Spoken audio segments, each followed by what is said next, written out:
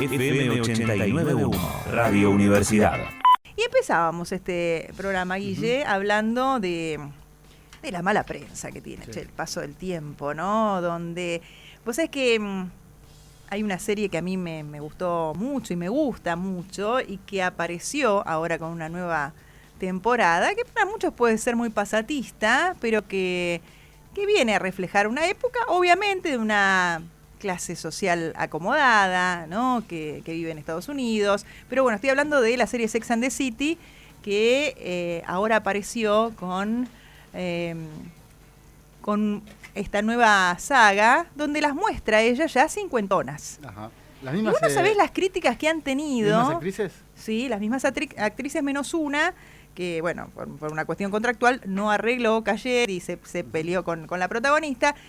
Pero aparecen de la misma... Y vos no sabés cómo han sido criticadas en las redes, porque bueno, hay dos que no se han tocado la cara, obviamente se las ve más grandes, y plantean problemáticas de manera divertida, porque el que ha visto esa serie ya sabe cómo es, de lo que les pasa, o de lo que nos pasa ya cuando pasamos cierta edad. Pero... Y hoy encima con las redes sociales, ¿no? Donde hay tanto filtro, donde tenés que borrar las arrugas, donde... Bueno, y en esto muchos se enganchan, bueno, también, ¿no? En este anonimato que les permite a aquellos que quieren, ¿viste?, insultarte o criticarte en las redes sociales y lo pueden hacer de esa manera, bueno, aparece una crueldad, ¿no? Donde, bueno, se critica mucho esto. Donde después si te haces algo también y a lo mejor no quedaste tan bien, también se critica, porque no hay, ¿viste?, nada que a algunos le venga bien. Pero bueno, para hablar de esto... ¿Qué es lo que pasa socialmente o en algunas sociedades con el tema del paso del tiempo? Y básicamente a veces este peso que tiene el paso del tiempo o envejecer en la mujer. Estamos en contacto con Victoria Freire, que es socióloga feminista, coordinadora del Observatorio de Género y Políticas Públicas, para hablar de esto. ¿Por qué envejecer, ¿no? O crecer o pasar, ¿no?, durante todos los ciclos de la vida tiene tan mala prensa? ¿Qué tal, Victoria? Aquí te saludamos, Guillermo y Andrea, de este Común Acuerdo. ¿Cómo estás? Hola, ¿qué tal? ¿Cómo andan? Buenas tardes y mucho gusto. Bueno, a ver, ¿tiene mala prensa envejecer?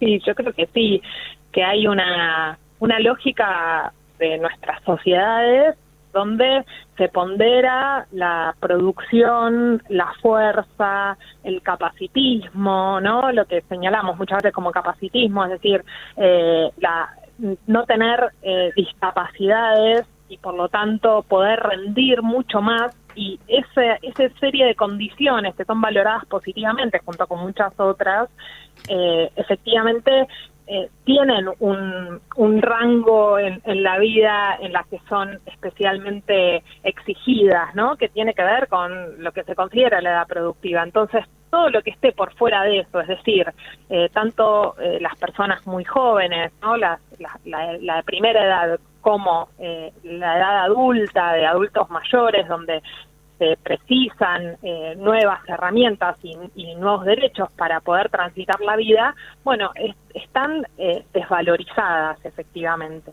Y es interesante lo que vos decías, que es posible mirar esta característica general, esta ponderación que hacemos de la edad, a partir también de otras variables que entran en juego, ¿no? No es lo mismo envejecer siendo mujer que siendo varón, es decir, que la variable de género tiene también un peso en cómo se transita la edad, y también el sector social, ¿no? La condición social. No es lo mismo envejecer en determinados barrios populares o en determinados sectores de la sociedad respecto de otros, ¿no?, que tienen garantizados recursos y accesos. Esa también es otro condicionante que hace a la forma en la que transitamos la edad. Claro, y pensaba esto, hay sociedades que sí valoran o ponderan la experiencia, ¿no? Y que cuidan al anciano. Uno piensa en sociedades más asiáticas, en Japón, por ejemplo, y esto aquí de este lado, o pensado ya desde una mentalidad más occidental, cuesta mucho más, ¿no? Y vemos desde artistas que no quieren mostrarse, o esto también hoy con las redes sociales, la presión que hay, ¿no? ¿Y cómo podemos hacer para modificar, al menos cada uno desde su lugar, esta visión, porque todos vamos a llegar, si no nos pasa algo antes, a ese lugar. Sí, hay algo de esta visión que no solamente es externa, sino que efectivamente condiciona la propia experiencia de vida, ¿no? En relación a lo que consideramos que podemos hacer o no a determinadas edades, y eso también entra en un juego de estereotipos, ¿no? Donde buscamos encajar con lo que se supone que a determinada edad una persona puede o no puede hacer. Creo que una primera cuestión es romper con esa mirada social, ese peso que también interfiere en nuestras propias experiencias de vida, y tener una mirada mucho más amplia que nos permita disfrutar y elegir y decidir qué queremos hacer y cuándo es momento de y que el cuándo no se vuelva un condicionante, ¿no? Muchas veces está la idea de que ya podemos estar viejos o viejas para realizar determinada actividad, claro, para tomar determinada decisión de vida. Bueno, ese parámetro es un parámetro totalmente cultural que se construye y como se construye puede también deconstruirse para pensarse desde otra mirada. Y por supuesto que para que esto sea posible, el factor de derechos es fundamental en la sociedad, ¿no? No es simplemente una mirada individual, sino poder garantizar que en todas las etapas de nuestra vida tengamos los derechos que necesitamos, de acceso a la salud, a la educación y también a la seguridad social. Vivimos en un país con un régimen de seguridad social que es muy grande y que garantiza que las personas a determinada edad puedan acceder a una pensión o a una jubilación. Pensemos cuán importante fue el régimen de moratorias, y es actualmente el régimen de moratorias, para que mujeres que han trabajado toda su vida en tareas de cuidado domésticas o en empleos no formalizados, es decir, no registrados, puedan efectivamente acceder a una jubilación para tener un ingreso por todo ese tiempo trabajado que no fue reconocido ni remunerado. La actual política de ANSES, que contabiliza los años de cuidado en función de la cantidad de hijos e hijas para poder acceder a la jubilación, es una acción, una medida que va en ese sentido y que garantiza también los derechos desde los cuales poder pensar nuestra vida y poder tomar decisiones que nos hagan felices sin los condicionantes culturales que muchas veces nos excluyen de la posibilidad de disfrutar y de elegir libremente lo que cada persona quiere y desea para el momento que está transitando. Victoria, ¿qué tal? Guille te saluda, ¿cómo estás? Buenas tardes. Hola, ¿qué tal? Buenas tardes. También puede ser, poniendo personas en misma situación, dos personas de barrios, como dijiste vos, populares, dos personas de clase media o varias personas. ¿El tema de cómo te tomás la vejez es una cuestión de actitud también?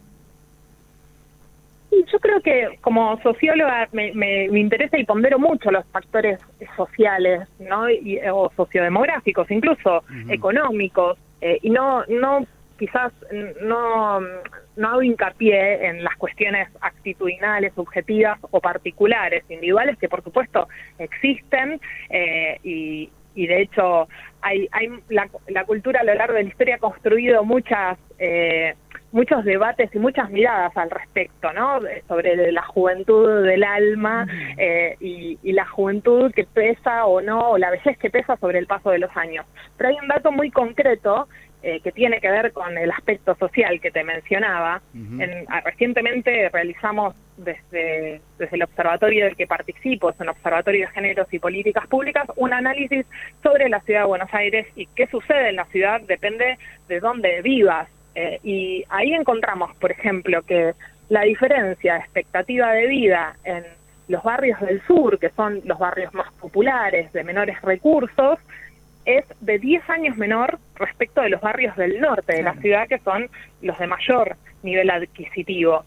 La diferencia, para tener una idea general, es que en el sur de la ciudad los ingresos son la mitad de lo que reciben las familias y tienen los ingresos que tienen las familias que viven en el norte de la ciudad.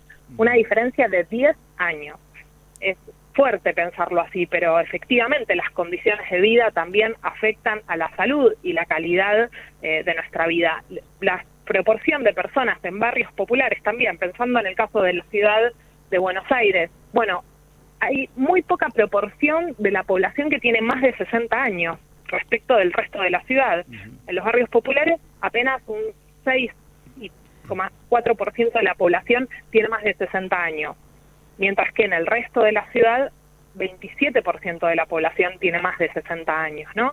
Entonces, por eso es tan importante pensar en el rol de las políticas públicas en todos los planos, ¿no? También las políticas culturales y recreativas, inclusive, poder pensarlas para intervenir en esta realidad y poder ofrecer vidas, garantías, ¿no? Para que las personas puedan vivir en las mejores condiciones, para que puedan tener una buena calidad de vida y para que efectivamente esto se traduzca en una mayor esperanza de vida, claro, con esperanza de vida con niveles de salud, con calidad también, sí, ¿no? Agregando bienestar, porque es esto, la expectativa de vida también creció, pero el tema es qué pasa con esos años. Y vos no mencionaste algo que también me parece muy interesante. Estamos hablando con Victoria Freire, ella es socióloga feminista, coordinadora del Observatorio de Género y Políticas Públicas.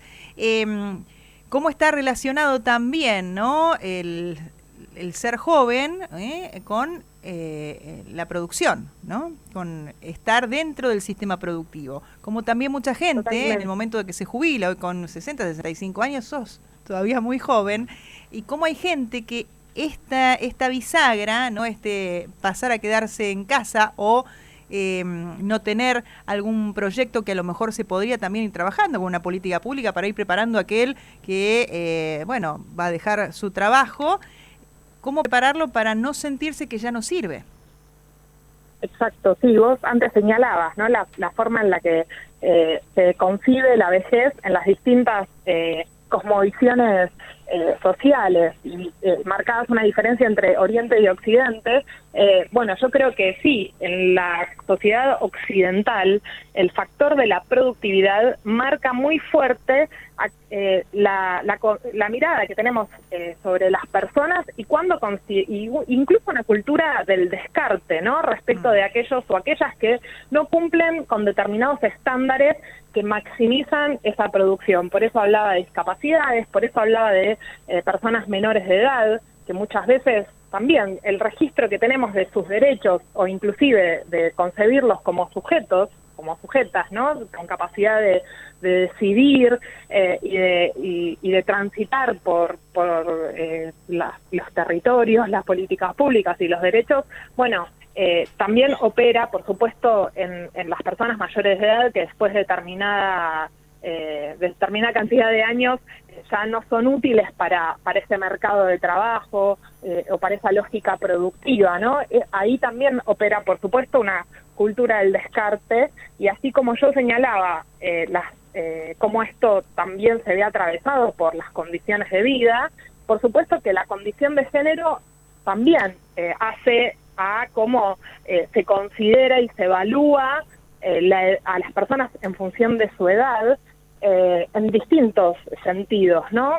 Es decir, probablemente sea mucho más fácil ver en la televisión, por mencionar un ámbito, ¿no?, de producción de sentidos, a una persona que sea varón muy vieja o grande, por decirlo en mejores palabras, podamos darla frente a una responsabilidad o una función que no sucede lo mismo con una mujer de edad adulta, ¿no? No la vemos en ese mismo rol, y eso también nos empieza a significar áreas donde podemos o somos capaces de estar y de desarrollarnos, y áreas o funciones en las que no, efectivamente en función también de la condición de género. Y esto no solo involucra o se puede pensar desde un punto de vista de la mirada más binaria de varones y mujeres, sino que ocurre, y es algo señalado persistentemente por la población travesti trans, cuya expectativa de vida también está afectada por estar excluidas, exacto, de muchos derechos y posibilidades, y por lo tanto, claro, la expectativa de vida y la edad opera de una manera completamente distinta que para las personas cis. Victoria, hace un rato antes de charlar contigo, hablábamos con Andrea y medio que llegamos a la conclusión de que la gente grande de antes no es la misma gente grande de ahora.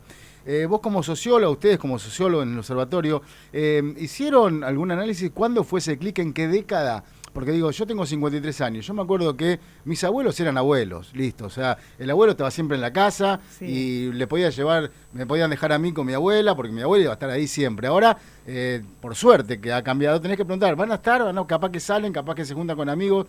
¿Cuándo se dio ese clic? ¿Hay una década en la cual decimos, bueno, la década del 80, la década del 90, del 2000? Claro.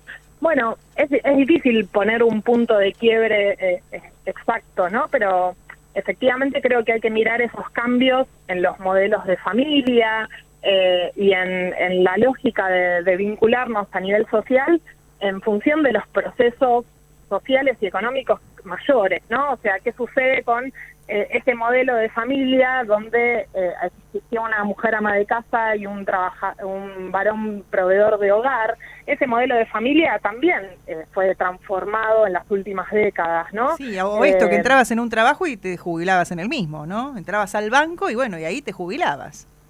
Exactamente, ahí en relación a esto que vos señalás, esa perspectiva laboral, ¿no?, que organizaba la vida, bueno, hay una fuerte transformación que podemos ubicar en la década de los 70, inclusive y más precisamente a partir de la última dictadura militar, que cambia el modelo productivo y que hay un cambio de paradigma inclusive a nivel regional más amplio, ¿no?, donde la concepción del trabajador y de la trabajadora tradicional de la fábrica asociada a los sectores productivos cambia y empieza a dar lugar a un mercado laboral global mucho más diversificado, donde los trabajos son más precarios y donde hay otras áreas que empiezan a copar la oferta laboral, ¿no? El rubro financiero, de servicios, etcétera. Eso también transforma la vivencia y la relación con el trabajo y el modelo de vida respecto de los años precedentes, ¿no?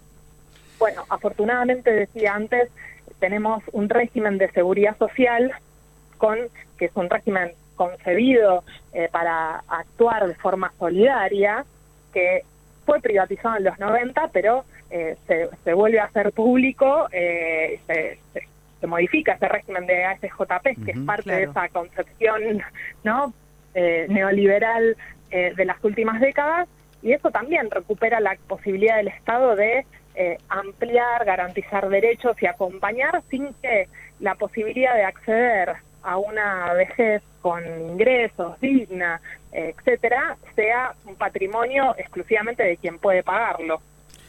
La última que te hago de mi parte, agradeciéndote el tiempo, la paciencia y lo clara que sos explicándonos.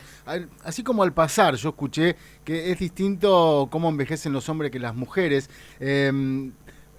Primero, ¿por qué?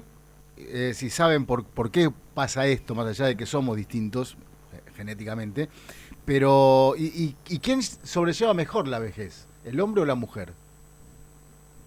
Bueno, esta última pregunta que haces, las propias estadísticas sobre esperanza de vida marcan una expectativa mayor en el caso de las mujeres respecto de los varones, y habría que analizar también en profundidad cuántas variables dan ese resultado, pero yo creo que hay una relación en términos generales, ¿no?, distinta respecto de los roles que se otorgan a varones y mujeres en nuestra sociedad, donde el rol de la mujer está siempre asociado a las tareas de cuidado, ¿no? Eso implica una carga, implica también un tiempo de trabajo no remunerado, no reconocido, los quehaceres domésticos, ¿no? Podemos ver cómo en ese trabajo, bueno, se van apilando una serie de mandatos, de estereotipos, etcétera, pero ese rol de cuidadoras creo que también les vale en relación a tener un mayor registro y atención respecto del cuidado de la salud.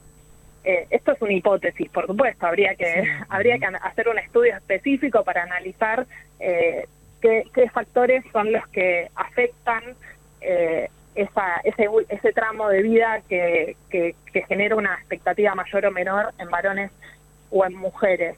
Sí creo que este rol asociado al cuidado también determina las etapas de la vida de las mujeres, ¿no? Vinculadas a su edad reproductiva, el fin de su edad reproductiva y su rol maternal posterior, ¿no? También marca ciclos de la vida que hoy por hoy se están poniendo en cuestión. Hay un contexto de un movimiento que está también desarmando un poco esas, o empezando a cuestionar esos roles de género que han marcado el ciclo histórico de vida de las mujeres en función de determinados mandatos, obligaciones, y fundamentalmente de esto, de un tiempo de trabajo que no es reconocido, y de roles también que determinan su ingreso al mercado de trabajo vinculados al área de salud, de servicios y de limpieza, que son casualmente los trabajos peor remunerados del mercado laboral. Por eso cuando uno también ve los números, ¿no? Cuando se conocen los números de pobreza, hay una feminización de la pobreza muy fuerte que tiene que ver con esto que decís, ¿no? El poder reingresar a un mercado laboral, y son también, ¿no?, muy claras las tareas que pueden acceder algunas mujeres cuando vuelven al mercado del trabajo remunerado. Bueno, es esto que vos estás mencionando. Pero bueno, nos pareció recontra interesante poder charlar esto con vos, ¿no? Que aparte, bueno, tenés tan claro, y también que nos permita a nosotros en este horario poder reflexionar sobre estas cuestiones que también, ¿no?, uno quizás de su lugar puede ir cambiando para modificar esta visión sociocultural, que también va a deconstruir algo para empezar a darle valor a algo que también está bueno, que es la experiencia y el paso del tiempo, ¿no? De eso se trata. Sí, totalmente. Bueno, un gusto para mí también poder estar conversando con ustedes. Hay algo, mencionaba yo, de este momento que estamos viviendo, y creo que fundamentalmente el aporte que hace el movimiento feminista en este presente, que es también repensar, sobre todo para mujeres y diversidades, la importancia del deseo, y de la libre decisión, y creo que también ahí está la posibilidad o la puerta para poder transitar los distintos momentos de nuestra vida repensando desde una mirada que esté menos llena de mandatos, ¿no?, y de roles asignados, y más desde el disfrute, desde el deseo, y por supuesto desde los derechos, que es lo que necesitamos para efectivamente tener vidas dignas. Así es. Victoria Freire, te agradecemos muchísimo este contacto aquí a Radio Universidad de UNLAM. Muchas gracias a ustedes. Hablábamos con Victoria Freire, socióloga feminista, coordinadora del Observatorio de Género y Políticas Públicas. Desde la Universidad Nacional de La Matanza, Radio Universidad FM 89.1. Siempre cerca.